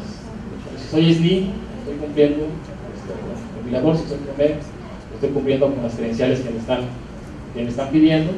Entre mayor puntaje tenga mis estímulos, también tengo mayor recurso económico. Y también surgió el trabajo empírico muy interesante. El mismo estatus económico se convierte también en un estatus significativo para el académico. El académico está cumpliendo, estoy rindiendo cuentas, me están evaluando, estoy transparentando mis expedientes a la visión externa y de alguna manera legítimo que estoy haciendo bien.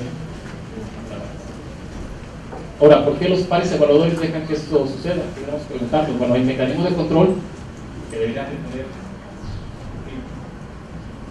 Voy a ir un poquito rápido, son 8 factores, por cuestión de tiempo. Los evaluadores también entran de alguna manera en este círculo de simulación y legitimación. Yo diría, hay evaluadores de producción científica, pero también hay operarios de evaluación. Hay convocatorias que viene ya la serie de indicadores, la serie de todo lo que tiene que hacer el evaluador de manera cuantificada, y realmente ese par académico se convierte en un operario en el que tiene el montoncito de papelitos por un lado y la tabla de puntajes por otro, y empieza a otorgar puntos o no puntos a quien, lo que comentamos, a quien le conviene y no le conviene, pero es lo que las reglas del juego le permiten, ¿no? Entonces ahí que comentamos que se convierte en el otro voto también de poder. Pero bueno, ¿por qué no se le cuestiona? Se legitima su función. ¿Qué hace una comisión evaluadora? Una comisión evaluadora. Una comisión evaluadora está trabajando con sus criterios propios, no, está trabajando con criterios externos. Entonces, no es de alguna manera su decisión final la que dejó fuera un académico, no, que son criterios que son establecidos de manera externa en las instituciones, y estamos legitimando que estamos operando de alguna manera bien. Los gestores. Los gestores también al operar las evaluaciones legitiman sus funciones. Ya no soy yo directivo y directamente te evalúo, sino que bueno, son ustedes mismos pares los que tienen esa posibilidad, son criterios externos. Estamos delegando el proceso a los académicos, no somos nosotros como directivos. Y bueno, y también hay un discurso muy fuerte de lo que es la calidad, la evaluación como búsqueda de la calidad. Entonces vemos que cada uno desde su postura va legitimando su función. ¿Qué hacen los gestores? De alguna manera se meten también en ese juego de capital social. Y bueno, no olvidemos que también los gestores son evaluados. En su momento también, si van a evaluar tanto sus directivos como sus programas académicos, también tienen toda una encomienda de cumplir indicadores, de jugar también a las reglas del juego, porque hay que tener más actores, porque hay que tener más productos de calidad.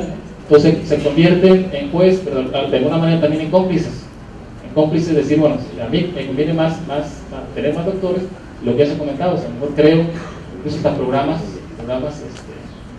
dirigidos a profesionalizar mis cuadros, a alternar ese grado, creo estrategias como para que mis propios académicos tengan más credenciales, y bueno, yo también como gestor, legitimo mi función hacia el exterior porque soy evaluado, tengo más indicadores, pero a la vez estoy permitiendo que los académicos desde su terreno, bueno, logren entrar en este proceso de simulación. Las universidades, bueno, toda esta responsabilidad que tienen la universidad hacia el exterior, el compromiso social, pues también se legitima porque está haciendo un uso de los recursos transparente, no es un uso de recursos que deciden las universidades, sino que es en la medida en que se cumplen indicadores de evaluación, de rendición de cuentas, la misma lógica de los gestores, ¿no? Y el discurso de la calidad. Quienes diseñan la política, además de tener una serie de imperativos de los organismos internacionales, pues también los indicadores internos nacionales, como pues teníamos en 96 tantos doctores y a 2010 llegamos a tantos miles de doctores, ¿no? Estamos cumpliendo con criterios de calidad. Hay también una legitimación cuantitativa de lo que se espera de indicadores de calidad y la manera en que eso se están logrando, ¿no? Rápidamente, el Estado, su principal fuente de legitimador es el uso de los recursos de manera transparente. Yo ya no estoy de manera arbitraria decidiendo hacia dónde gestionar los recursos, sino a la medida que me entregan a mí resultados, es la manera en que distribuyo los recursos, están rindiendo cuentas, hay un sistema de transparencia y también legitimo yo que es algo, un fenómeno interesante también y peligroso, diría yo también, la manera en que también agencias privadas, evaluadoras, han tomado lugar muy fuerte en la definición de criterios de lo que es la calidad, para acreditar programas educativos, para acreditar muchas cuestiones. Ha tenido un gran peso la cuestión privada. Le estamos entregando la cuestión privada, la toma de decisiones sustanciales de lo que queremos hacer dentro de las universidades. En otras palabras, estamos entregando al mercado las decisiones. Consideraciones finales para cerrar. Bueno, nos encontramos en una realidad, diríamos, de la perspectiva constructivista construida. Algunos constructivistas radicales dirían una realidad inventada, y hay autores como Caudilar que habla de una realidad simulada. Por ahí Caudilar menciona y dice, llegamos a un punto en que la misma norma, la misma ley, el mismo orden, no es otra cosa sino la simulación. Es una de las frases que es fuerte, pero de alguna manera refleja muchas cuestiones. Perrenaud también menciona cómo tenemos como instituciones, tenemos la posibilidad de construir realidades. La institución puede decir cuál es la realidad correcta. Las organizaciones tienen el poder de construir una representación de la realidad e imponerla a los sujetos. Me parece también otra frase muy fuerte para este cierre. Bueno, ¿qué nos queda? Estoy hablando como académico, en este momento también como gestor, pero ¿por qué seguimos jugando las reglas del juego? ¿Por qué estamos atados quizá a una serie de cuestiones?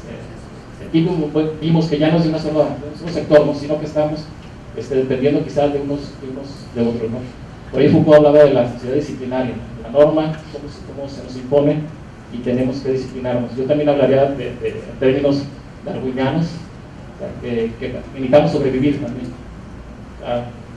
La respuesta que yo encuentro, muchos académicos de mucho prestigio, ¿por qué seguimos jugando las reglas de juego? Digo, el que no juega, dice Darwin, pero el que se adapta sobresale, crece, y el que no se adapta muere, queda excluido y pierde toda posibilidad de seguir jugando las reglas de juego. Pues me parece que hay que seguir pensando nuestra realidad. ¿Qué nos quedaría? ¿Doblar las manos y jugar el juego? ¿O seguir apostándole a que entre manos conozcamos, generar conocimiento, pensarnos más, pudiéramos imaginarnos escenarios diferentes, podamos pensar en que ese pensamiento, ese juicio, pensamiento no normalizado, nos pueda dar formas diferentes de pensarnos, de ver nuestra realidad? Y muchas veces, si ese pensamiento lo hacemos diferente a las formas que estamos operando, tendríamos esperanza de que también ese pensamiento o esa forma de estructurarnos pudiera ser en un futuro tal vez mejor. Muchas gracias.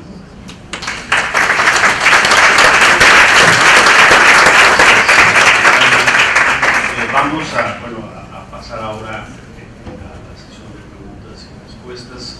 Creo que las tres intervenciones, para usar la metáfora de Omar, no son espejos, son tres ventanas a tres temas importantes, todos relacionados con el posgrado, con la extensión de la asistencia y la investigación en que trabajamos tanto César como Omar, y los temas de calidad, de calidad. Entonces dejo abierta la posibilidad para que hagan algunas preguntas. Consideraría que habría que hacer una primera ronda de unas 5 intervenciones, 5 preguntas. Les pediría si es dirigida a la mesa o dirigida a cada uno de los panelistas. Adelante. También les pediría brevedad y precisión.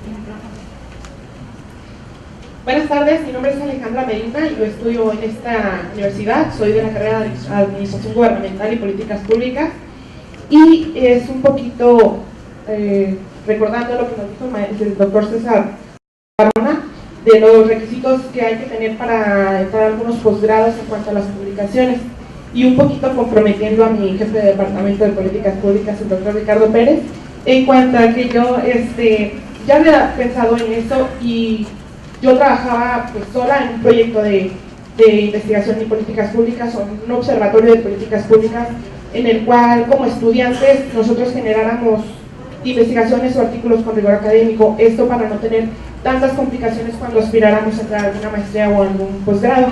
Y pues yo me puse a ver dónde podía yo empezar a investigar, y el Instituto de Investigación y Políticas Públicas y Gobierno del departamento pues es una opción, pero la opción es hasta que llevas el 50% de los créditos. Entonces esto es después de quinto, y yo pensaba, ¿por qué no es desde antes? ¿Por qué no desde antes se empieza a fomentar esa investigación para que en los últimos semestres ya sepas investigar, ya sepas tener un buen producto para ahora dedicarte a hacer una buena tesis o un buen trabajo que también va a ser una carta en el futuro? Entonces pues sí me encontré con esa, pues mi pregunta pues en realidad es si se está haciendo o se está trabajando en algo para que los estudiantes investiguen y después, como decía el doctor, no se encuentren en una maestría en la que no cuadra porque no saben hacerlo, y es donde dice que renegan o renegamos porque en realidad no sabemos. O sea, te encuentras con investigadores muy preparados y pues ¿qué haces? Muchas veces por eso es la deserción, yo creo, porque no sabes llevar el ritmo de un investigador y pues no sales de la maestría. Entonces, si se está trabajando en eso, y un poquito para ver si el maestro Ricardo nos puede decir cómo nos puede ayudar él para que como estudiantes se fomente la investigación en la carrera de nosotros en especial, que es la que más me interesa, pero yo pienso que al mejorar como investigadores, mejoras como en la carrera, mejoras la universidad, mejoras al sistema, a México, y todo es una cadena, pero que empieza desde las aulas, desde la investigación.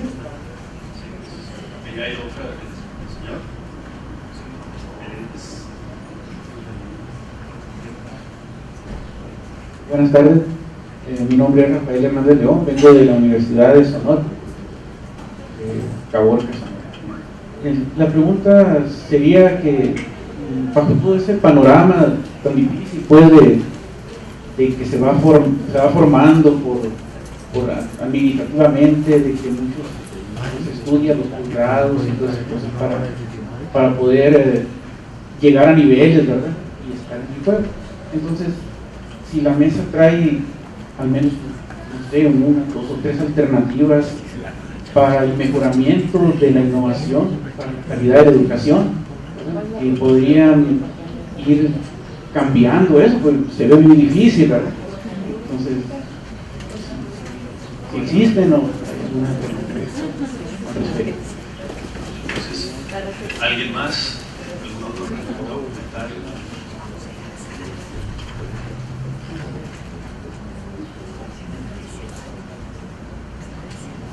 Bueno, iniciamos entonces las reacciones de la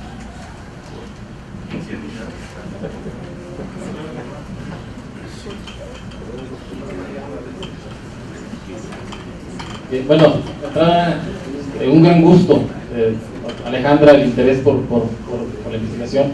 Me parece que a veces son, no sé si llama disonancias, bueno, los psicólogos hablan de disonancia cognitiva, una cosa lo que pensamos y otra cosa es lo que estamos realmente haciendo, ¿no? O sea, de repente yo creo que hay mucha gente interesada en involucrar a los estudiantes en la parte de investigación. Quizás los mecanismos no han sabido reflejarse, que los estudiantes se den cuenta, bueno, si hay un interés. Y bueno, y si nos vamos también a esta lógica de mercado, que explicamos, también a veces es esta necesidad, pues, de que ese interés se incentive también de alguna manera económica. La cuestión de las becas, a veces, y una cosa también es el interés, pero también a veces no es solo el interés, sino también que haya algo extra que pudiera motivar a un estudiante a estar aprendiendo, pero va a estar recibiendo algún tipo de apoyo. La cuestión de los criterios para otorgar ese tipo de cuestiones, las becas, ¿no? Yo creo que posiblemente sí vale la pena revisarlos, si se pide un cierto porcentaje ya de créditos, hasta donde las mismas políticas para incentivar a lo mejor están también siendo restrictivas y excluyentes de quien realmente tiene el interés. De entrada, yo te invitaría a que te acerques a los investigadores con que tienes interés, me parece. Más de uno, o quizá la mayoría, van a ver bien, o sea, que hay un interés por parte de los estudiantes del programa. Y lo otro sería pensar, la pregunta de parte del departamento, cómo incentivarlo, pues será cuestión de platicar con la coordinación de estudios académicos los criterios y los parámetros para el otorgamiento de las becas. O sea, ver que esos sean, uno, conocidos, y dos, que no sean excluyentes. Entonces, le agradezco esta intervención. Respecto a las alternativas, bueno, quizá yo di un panorama muy pesimista. La parte negativa, Omar fue el que no, creo que tomó ejemplos, el caso de Israel, el caso de la actividad. No quisiera abordar mucho porque a lo mejor lo quisiera tomar, pero me parece, bueno, que si bien yo vi un lado oscuro, también no pensar que toda nuestra realidad es el lado oscuro, ¿no? Hay mucha gente, muchos académicos que tienen pues esa capacidad de resistencia al sistema, pudiéramos decir, esa capacidad de seguir haciendo lo que nos gusta, a pesar de todas las presiones externas institucionales, ¿no? Entonces, me parece que es otro eje, por ahí algunos colegas con los que estamos trabajando la red trabajan precisamente empíricamente las alternativas que está tomando el sujeto, la manera en que está tratando de pensar en esa calidad, en esa innovación, en ese tomar medidas, tomar decisiones, para irse pensando lo que mencionaba yo en un principio, ¿no? ¿Para qué va a ser ese conocimiento? Ese uso que le va a dar el conocimiento, y no qué tanto valor va a tener en un mercado donde me va a dar una credencial para el NIE, una credencial para financiar el proyecto, o la posibilidad de un recurso extra. Todo un tema, todo un reto, pero me parece que no está una guerra perdida completamente, ¿no? Me parece que sí hay alternativas, pero muchos lamentablemente sí son a costa de las espaldas de los mismos investigadores, ¿no? Bueno, gracias.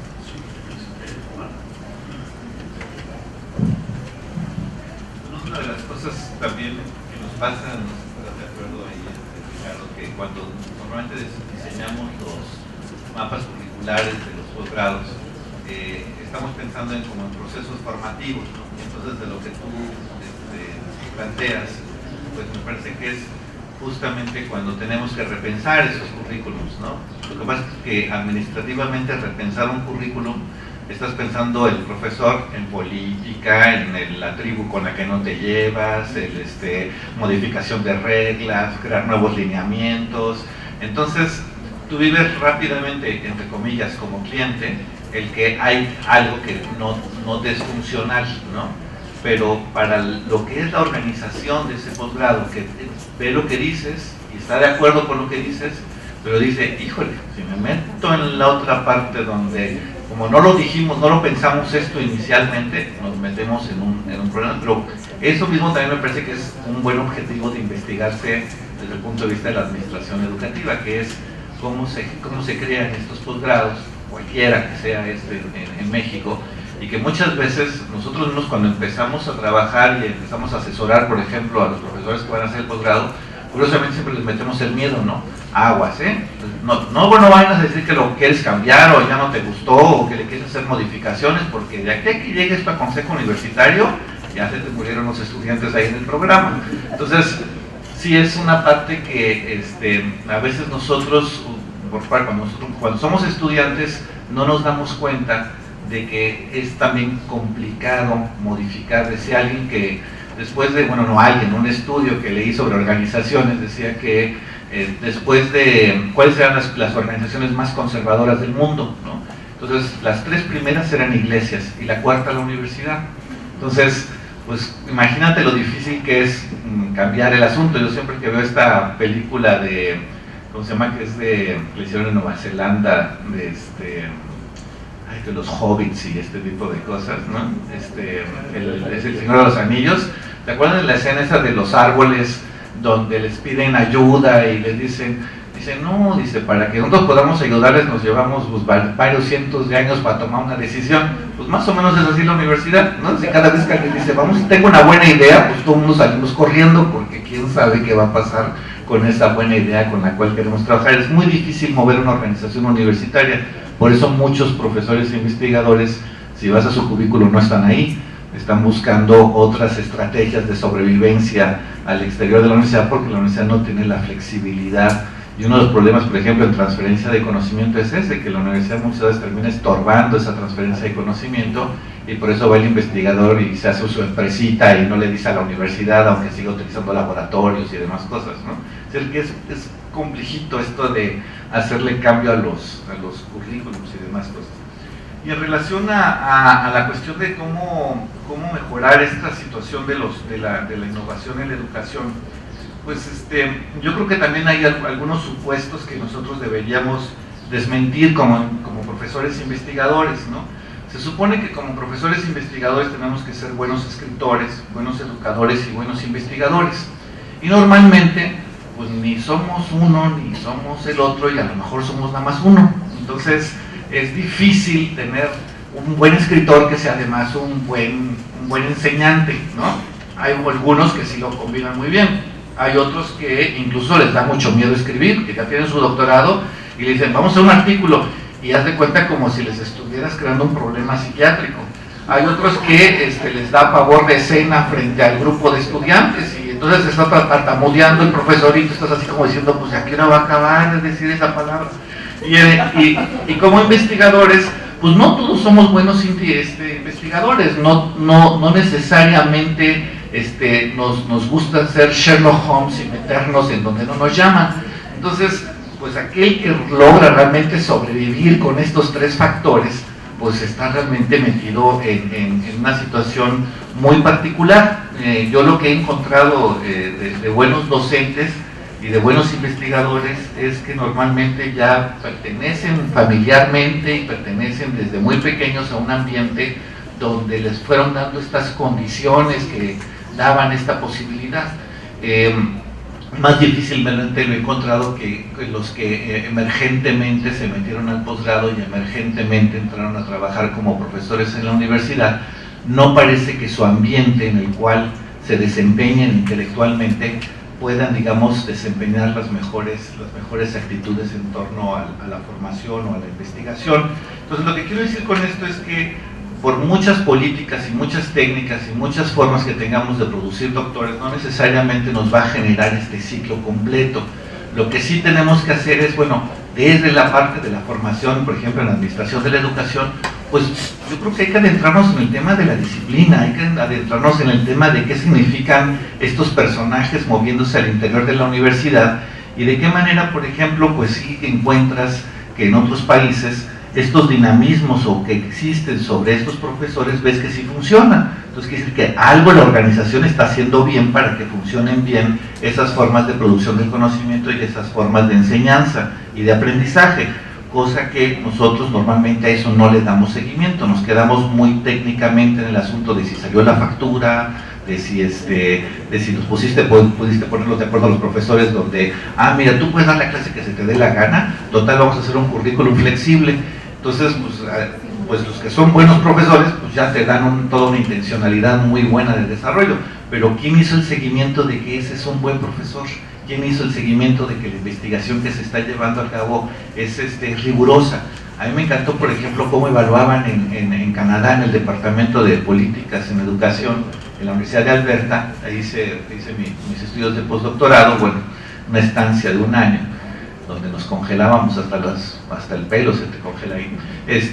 Y ahí una de las cosas que aprendí de ellos es que el director del departamento se sienta cada año con cada uno de los profesores y les da o la buena o la mala noticia. Es decir, examina su productividad, y sobre su productividad y su trabajo, la evaluación que tuvo de sus profesores, de los estudiantes de posgrado, sobre eso toman la decisión del salario que va a tener el siguiente año. Entonces, pues sí, o sea, lo duro para el director es que pues igual se la mientan 5 y sale bien con 6, ¿no? Pero es un trabajo personalizado, y ahí creo que es donde entonces sí se pueden dar estos aspectos de innovación, donde realmente la persona está escuchando lo que está viviendo en su vida cotidiana el profesor investigador, y por el otro lado, el profesor investigador se siente escuchado sobre la forma en la cual se está llevando a cabo su trabajo. Hay profesores investigadores, por ejemplo, que no saben que tienen que publicar. Es decir, que las presiones le pasan un poco por arriba y no va en términos del prestigio. Al menos eso me tocó verlo en Canadá. En México no, en México es homogéneo completamente, de que tú todo tienes que estar, como dice Ricardo, en el SNI, tienes que estar en el promedio, perfil deseable, y por estar cumpliendo con todos estos elementos, no necesariamente podemos centrarnos en mejorar nuestras investigaciones, mejorar nuestra docencia y ser buenos escritores.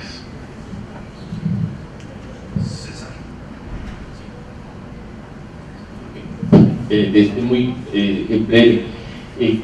El tema de la publicación al mismo tiempo que estar haciendo el doctorado, pues sí se puede hacer, pero resulta muy complicado, porque son 2 trabajos distintos, mientras el formato de la tesis, sobre todo la de doctorado, pues lleva una secuencia. Un artículo, por ejemplo, va en la actualidad, en el campo de la educación o de las ciencias sociales, está migrando más o hacia los aspectos analíticos o hacia los aspectos empírico-analíticos. En educación, por ejemplo, ya no se aceptan mucho los estudios de carácter institucional. ¿Por qué razón? Porque son comprensivos, son buenos, pero no tienen metodología, por ejemplo. Y un requisito es que un estudio tenga metodología. No necesariamente un buen trabajo tiene que tenerlo, pero yo creo que son 2 exigencias. Que curricularmente esta competencia, que yo creo que se puede adquirir, no necesariamente dentro del doctorado, se puede adquirir con un grupo de investigación. Se desarrolla en el doctorado, sería lo deseable, porque los doctorados que tenemos, al menos los que estoy estudiando aquí en el país, son extremadamente escolásticos. Es decir, se dan cursos de cómo hacer un artículo. Pues yo no conozco un solo curso del cual yo sepa cómo hacer un artículo. Un artículo lo hago haciendo artículos, punto. No hay un manual. Está el manual, el de la APA, sí, pero se dice de cómo se debe hacer, qué requisitos debe tener. Entonces yo creo que en ese aspecto sí quisiera señalar este problema pues de nuestra cultura académica, de ser más papistas que el Papa. Es más fácil obtener un doctorado en el extranjero que aquí en México. Si uno se mete a la UNAM, o no sé si pasa aquí en la UDG, pero por lo menos en la UNAM sí son 6, 7 o hasta 8 años para terminar el doctorado. En España, Omar vivió esa experiencia, son 6, 7 años y son 2 tomos de tesis doctoral. Una tesis doctoral en Harvard son 50 páginas o 100 páginas, ¿no? En la Universidad de Montreal igual, son 100, 150 páginas, y debe haber sustancia, es decir, una contribución, a lo mejor no original, nosotros sí le ponemos original, pero contribución puede ser una buena revisión de un problema sobre el que no se ha llamado la atención, etc. Entonces yo creo que eso es lo que da como resultado el estar copiando una cultura de un rigorismo excesivo que desencadena el mismo sistema y que, como dije hace un momento, lo estamos interiorizando. Yo no creo que sea un problema de actitud nuestra. Las actitudes en el campo social responden pues a lo que se premia y a lo que se castiga, como decía Ricardo, ¿no?